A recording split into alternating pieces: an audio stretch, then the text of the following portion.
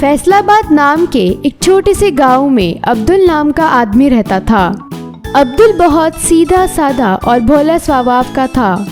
उस गांव की एक खास बात थी, वहाँ भैंसे बहुत बड़े रहते थे। फैसलाबाद के बड़े भैंसे देखने देश भर से लोग आते थे। हर साल वहाँ पर बड़े भैंसों की रेस होती थी। अब्दुल के पास भी अपना खुद का भैंस था। मेरा भैंसा तो इस गांव में सबसे बड़ा और सबसे तेज है। इस साल की रेस मैं ही जीतूंगा। रेस में रजिस्टर कराने अब्दुल ग्राउंड को जाता है।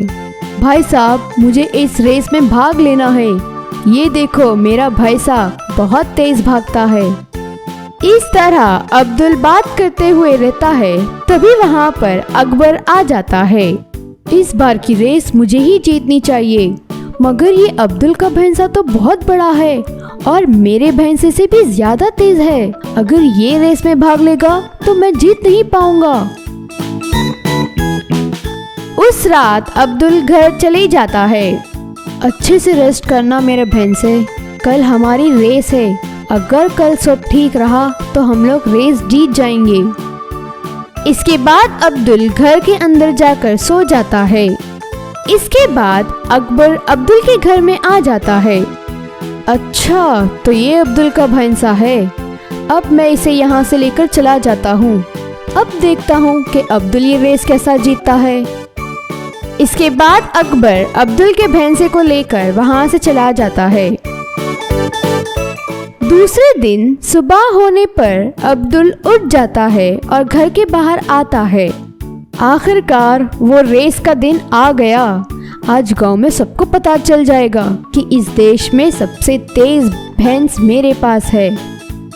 इसके बाद अब्दुल की नज़र भैंस की झोपड़ी पर पड़ती है। अब्दुल को उसका भैंस नहीं दिखता है और अब्दुल परेशान हो जाता है। अरे, ये क्या हुआ? मैंने कल रात को ही मेरे भैंसे को यहाँ बांधा था। आज वह कहाँ चले गया? ये कहकर अब्दुल रोने लगता है। अब्दुल के रोने की आवाज सुनकर गीता वहां आ जाती है। क्या हुआ अब्दुल, तुम क्यों इतना रो रहे हो? अब्दुल अपनी पूरी कहानी गीता को सुनाता है। ये सुनकर गीता कहती है, मैंने कल रात को अकबर को यहाँ आता देखा है। शायद अकबर ने तुम्हारे भैंसे को चुरा लिया हो। गीता की बात मानकर अब्दुल उसके साथ अकबर के घर जाता है। अरे देखो अब्दुल, वहाँ तुम्हारा भैंसा है। जल्दी से उसके ऊपर बैठ जाओ और ग्राउंड पर पहुँच जाओ। तुम्हारी रेस शुरू होने वाली है। भैंसे को देखकर अब्दुल खुश हो जाता है और उस पर बैठकर रेस के लिए चले जाते हैं। यहाँ ग्राउंड में रेस शुरू होने लगती है। हा हा हा हा, अच्छा हुआ मैंने अब्दुल का भैंसा चुरा लिया। अब अब्दुल रेस में भाग नहीं ले पाएगा और ये रेस मैं जीत जाऊंगा। इस तरह अकबर खुश होता रहता है। कुछ देर बाद रेस शुरू हो जाती है और अकबर सबसे आगे चल रहा होता है। अरे वाह, मैं सबसे आगे चल रहा हूँ। अब थोड़ी देर में मैं विनर हो जाऊंगा। इस तरह अकबर खुश होता हुआ रहता है और तभी अचानक अब्दुल उस रेस में आ जाता है। अब्दुल सबको हराता हुआ आगे निकलता है और वो अकबर के बगल में आ जाता है। अरे, ये कैसे हो गया? मैंने तो अब्दुल का भैंसा चोरी कर लिया था, मगर इसे कैसे पता चला कि उसका भैंसा कहाँ है? अच्छा बच्चों, तुम मेरा भैंसी चोरी करके रेस जीतना चाहते थे। अभी मैं तुम्हें सबक सिखाता हूँ। अब्दुल अपने भैंसे से अकबर को टक्कर देता है और अकबर उड़कर कीचड़ में गिर जाता है।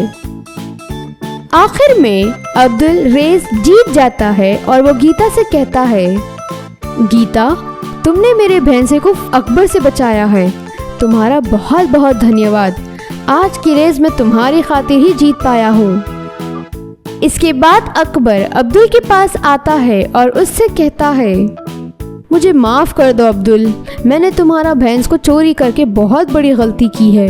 आज से मैं ऐसी गलती बिल्कुल नहीं करूँगा।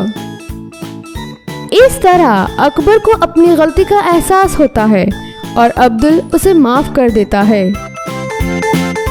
अगर आपको ये वीडियो पसंद आया है तो आपको हमारा चैनल भी पसंद आएगा, इसीलिए इस चैनल को सब्सक्राइब कीजिए और हमारे वीडियोस को लाइक कीजिए।